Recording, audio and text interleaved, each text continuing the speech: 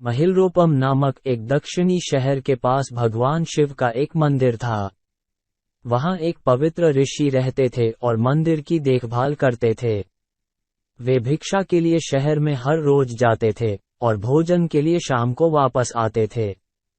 वे अपनी आवश्यकता से अधिक एकत्र कर लेते थे और बाकी का बर्तन में डालकर गरीब मजदूरों में बांट देते थे, जो बदले में मंदिर की सफाई करते थे और उसे सजावट का काम किया करते थे।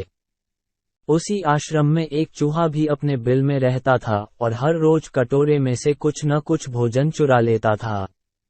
जब साधु को एहसास हुआ कि एक चूहा भोजन चोरी करता है तो उन्होंने इसे रोकने के लिए सभी तरह की कोशिशें की।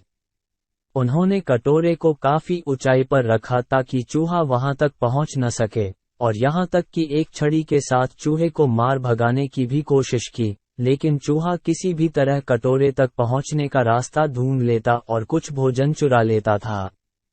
एक दिन एक भिक्षुक मंदिर की यात्रा करने के लिए आए थे, लेकिन साधु का ध्यान तो चूहे को डंडे से मारने में था और वे भिक्षुक से मिल भी नहीं पाए। इसे अपना अपमान समझ भिक्षुक क्रोधित होकर बोले, आपके आश्रम में फिर कभी नहीं आऊंगा, क्योंकि लगता है मुझसे बात करने के अलावा आपको अन्य काम ज्यादा महत्वपूर्ण लग रहा है।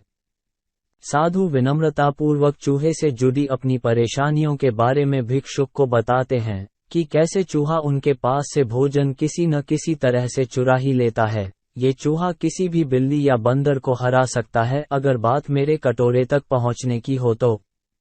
मैंने हर कोशिशें की हैं, लेकिन वो हर बार किसी न किसी तरीके से भोजन चुरा ही लेता है। भिक्षुक ने साधु की परेशानियों को समझा और सलाह दी। चूहे में इतनी शक्ति, आत्मविश्वास और चंचलता के पीछे अवश्य ही कुछ न कुछ कारण होगा।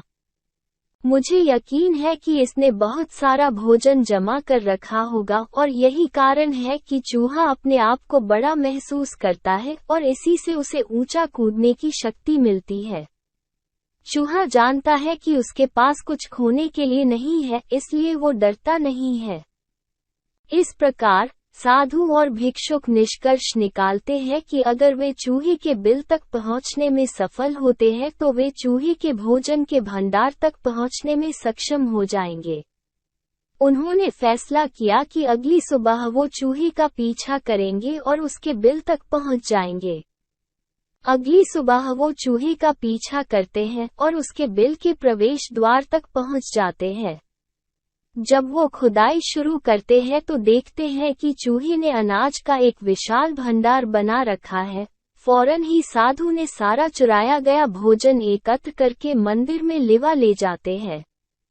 वापस आने पर अपना सारा अनाज गायब देख चूहा बहुत दुखी हुआ और उसे इस बात से गहरा झटका लगा और उसने सारा आत्मविश्वास खो दिया।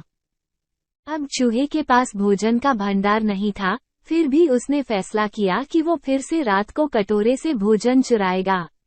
लेकिन जब उसने कटोरे तक पहुंचने की कोशिश की, तब वह धड़ाम से नीच गिर गया और उसे यह एहसास हुआ कि अब न तो उसके पर शक्ति है और न ही आत्मविश्वास। उसी समय साधु ने भी छड़ी से उस पर हमला किया।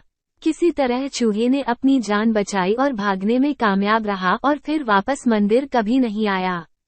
यदि हमारे पास भी संसाधनों की कमी न हो तो हम में भी अद्भुत शक्तियां और आत्मविश्वास की कमी कभी नहीं आ सकती।